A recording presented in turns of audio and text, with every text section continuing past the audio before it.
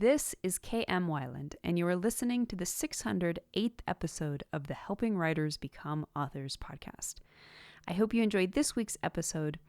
What are the best places to write? 15 tips to create the perfect writing space. All right, so I admit it.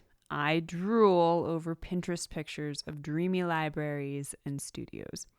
Sometimes I Google writers' offices for inspiration about the best places to write, in search of that perfect writing space that will magnetize me to my desk and make me want to stay curled up with my work in progress for endless hours of storytelling. Of course, it doesn't really work that way, even though I'm a neatnik sort of person who enjoys interior decorating. My office experiences never quite look like the Pinterest version. There's dust, there's crumbs, even worse, there are distractions. There's, the internet. And no matter where I write or how I design my writing space, there's always the reality that writing isn't actually all that glamorous. But that's the good news, actually. The very fact that writing does not require a high maintenance setting means we can, in fact, do it anywhere. As nice as a study lined with bookcases of leather-bound first editions might be, or a little desk on a porch overlooking the beach, these aren't necessarily the best places to write for most of us. After all, the best place to write is any place where we actually do write. So how can you optimize your writing space to help you get in the zone and stay in the zone? Reader Colleen F. Janik brought this up recently. She said, I would love to hear a discussion of what the perfect writing area looks like. One that draws you there every single day. I have an office with a desk near the window, which I thought was perfect, but it's not. I've made a very crafty, pretty memo board to put all my notes. That didn't do it. I collected some great black and white World War I photos and had them framed and matted and put on my wall. That was good for a while. I guess what it comes down to is that my characters become strangers to me, and I am barred from entering the land where they dwell. How can I maintain that close relationship with these humans I so lovingly created? Now, first of all, I'll be the first to admit we can sometimes blame our external settings for writing blocks that are the result of other problems, whether personal issues like exhaustion or burnout, lack of motivation, or just good old plot block. But certainly our space can play a role. Because I've experimented quite a bit with different writing spaces over the years, this topic immediately tickled my fancy. Today, I thought I'd share what I've learned in optimizing my own space. And honestly, my single biggest takeaway is going to be that what's best on one day may not be best on the next day. Although it's nice to have a dedicated writing space set up just how you like it, using your imagination to create flexible options might be the best solution. Now, some writers can write anywhere. Some are particular. Some prefer silence. Others prefer background noise. There is no one perfect formula that suits all of us. But there are some common factors we can each consider in tweaking our available spaces to support us in our writing goals. So here are my top 5 ingredients for creating your optimal writing space. Ingredient number 1, optimal lighting. Lighting is a powerhouse contributor to ambience and mood. Consider whether you feel more inspired on bright, sunny days or gray, rainy days. Although you can't do anything about the weather, you can recreate lighting patterns within your space by choosing bulb wattage and tone, warm or cool, to help you get in the right mood. Of course, you need to be able to see what you're doing and to protect your eye health. And at the same time, you might consider blue light glasses or a blue light filter for a computer to help with the glare. The right desk lamp can make a huge difference in controlling writing spaces that otherwise offer limited options for change. Even just adding candles, preferably soy or beeswax to avoid air pollutants, can raise the vibe of your room and signal to your brain that it is now entering writing space. If you can, you'll also want to consider your proximity to a window. For a while, I had a desk that faced a gallery of windows. On the one hand, I loved it. But aside from the distracting squirrel that liked to dive bomb off the roof, I also dealt with major glare for a few months in the early winter when the sun hit the windows just the wrong way. Depending on the orientation of the room, putting a window at your back can also be problematic since the sun may then glare directly off your computer screen. Ingredient number 2, privacy. Desired degree of privacy is subjective. Some writers do their best work in crowded spaces, such as trains or restaurants. But if you get distracted easily or lose your train of thought when interrupted, you'll probably do best in a closed-door environment where you can filter out visitors or at least slow them down. Ingredient number 3, visual and auditory control. Being able to control noise, both visual and auditory, can be important. Some writers prefer silence, some prefer music, some like the TV on in the background, some like people talking around them. Whatever the case, you want to be able to turn it on when you're ready to write. Music has always been key for me. My brain is so used to hearing certain types of music when writing that I have a hard time dropping in without it. Visual noise can also be important. Some writers thrive in cluttered spaces, others prefer clean minimalism. Either way, you're looking for efficacy, not aesthetics. Although a Pinterest-worthy office can be gratifying, if it interferes with grounding in and writing, then it's not worth it. Ingredient number 4, comfort and ergonomics. By the same token as the previous, value comfort over style. Make sure your desk, your chair, and your computer are the right size for your body and ergonomically placed. If your writing space looks great, but you hurt when you spend time there, you'll end up writing in the living room or the kitchen instead, or worse, not writing at all. And ingredient number 5, availability of tools and resources. So finally, you'll want a space that keeps all your most used tools and resources at your fingertips. This might mean bookshelves or files, but it can also mean having all your files available on your computer or in the cloud so you can access them easily without having to break your train of thought. All right, so what we've just talked about covers the standard writing space, the sort that usually comes to mind when we think of a writer's office. But what if the standard writing space just isn't working for you? What if, like Colleen and me on many an occasion, you show up at your optimized desk and you just can't settle it?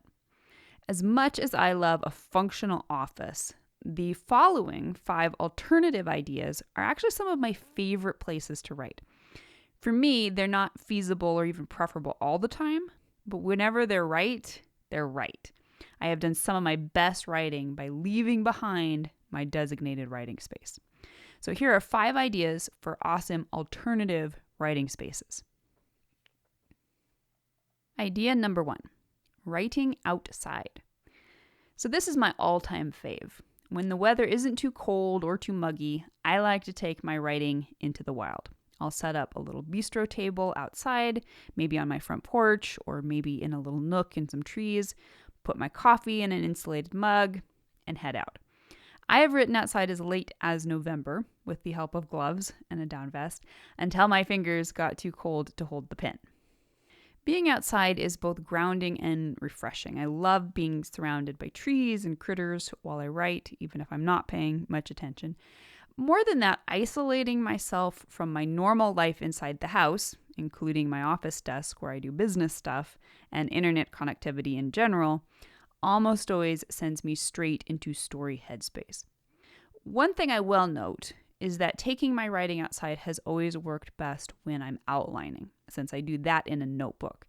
When it's time to work on the first draft, I have tried various tools that I can take outside with me to type on, but none of them have been ergonomic enough to stave off back and neck pain in the long run. Idea number 2, writing in the dark. When the autumn nights get cold and long and I can't sensibly take my writing outside any longer, my next best choice is to make my indoor writing space as dark as possible. I will often put on just a single light spotlighting my desk or fairy lights to create the sense of a small, cozy space. The sense that it's just me and my writing existing in this little island of warmth helps me zoom in and focus. Idea number 3, writing at a dedicated desk. Now, this is one I haven't yet been able to try myself, but it's on my bucket list. Sooner or later, I need my computer in order to be able to write, whether it's because I need an ergonomic setup for my keyboard or because I need access to all my notes. But because the computer also happens to be connected to the internet, not to mention connected to all my other notes about business or personal stuff, it's also the single greatest distraction to my writing. This is why, at some point, I plan to create a second writing space with a smaller desk that is ergonomically favorable for writing by hand, and a second computer that contains only writing programs and notes. The idea is not only to remove myself from all the other distractions at my work desk, but also to train my brain to recognize this dedicated space as writing space, rather than a space for also checking email and blog comments, or browsing YouTube or Pinterest, or shopping for socks or toothpaste. Idea number 4, writing with tools other than your regular computer. Even when you don't have the choice to create a writing space that is separate from the rest of your digital life, you can still distance yourself from all the distractions of your computer by utilizing other tools. This is one of the main reasons I enjoy writing my outlines longhand in a notebook. Even if my computer is within reach, the act of writing rather than typing puts a degree of separation between my mind and all the other things I could be doing on the computer. I've also played around with electric typewriters, including the old AlphaSmart and the FreeWrite. The big drawback to both is that they aren't particularly ergonomic. Even if you position the keyboard at an ideal height for your wrists, you still have to bend your neck and look down at the little screen. These tools can also be annoying when you're trying to reread or edit what you wrote. I don't use them frequently as a result, but I'm glad to have them for those occasions when I either need a break from my computer and or want to take my typing on the road. And idea number 5, writing in public. So finally, you might want to try taking your writing on the road with you. Writing in cafes and other public spaces is part of a long literary tradition. This is not my favorite approach, but I have tried it with success on several occasions when writing at home just wasn't working for me and I needed a change of scenery. Earphones and the same tools I use when writing outside are all I need. Not all of us get to write in those swoony offices / libraries that we see on Pinterest. And even if we do have the chance to create a writing space that is exactly how we want it, we can sometimes find that, in fact, it wasn't as ideal as we imagined. So, in closing, and in the interest of #real-life, let's round out the discussion with 4 simple tools that can help us block out distractions and zone in on our writing, even in situations that are not the best places to write. Tool number 1, soundproof earphones. Cannot beat this one. Whether or not you're into listening to music while writing, soundproof headphones can be a work in progress saver. They're also great for when you take your writing out in public because you want the company, but not the noise. Tool number 2, do not disturb apps. If you find your greatest distraction when working on the computer is the computer, any one of a host of do not disturb apps can help you create a writing safe space on your computer. When writing, I always turn my phone to airplane mode and will often disable my internet connectivity altogether. It's off right now. I have previously used the app Freedom to schedule internet blockages at certain times and from certain websites. And lately I've been looking into one called Forest, which helps you track your progress as well as giving you the incentive of real-life planted trees.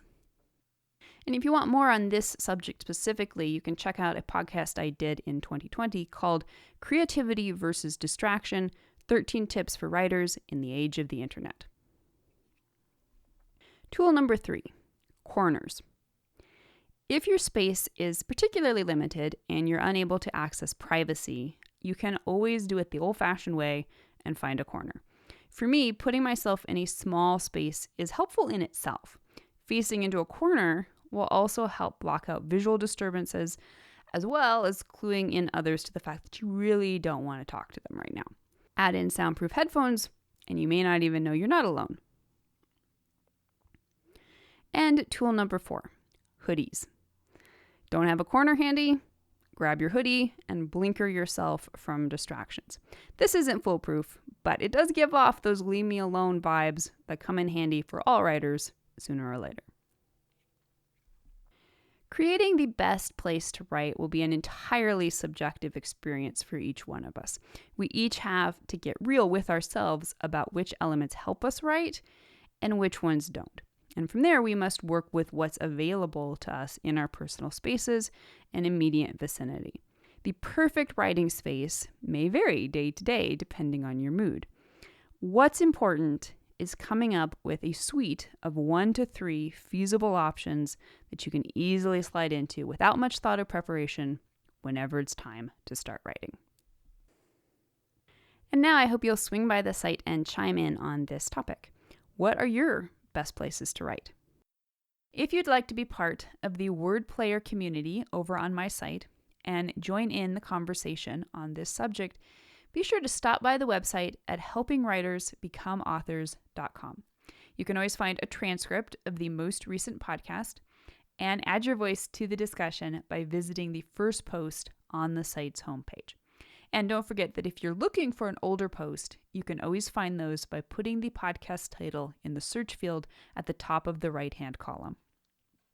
If you enjoyed this podcast, you can subscribe on Apple Podcast, Spotify, and Amazon Music, or whatever your favorite podcast platform may be. And if you'd like to do something to support helping writers become authors, it always means a ton if you're able to leave just a quick rating or review on your site of choice. Also, many thanks to those who support my work on Patreon. Your patronage helps make helping writers become authors and its many resources available to writers everywhere. If you're interested in becoming a patron, you can find out more at patreon.com/KMWeiland. Thank you so much for listening to the Helping Writers Become Authors podcast, and be sure to check back again next week.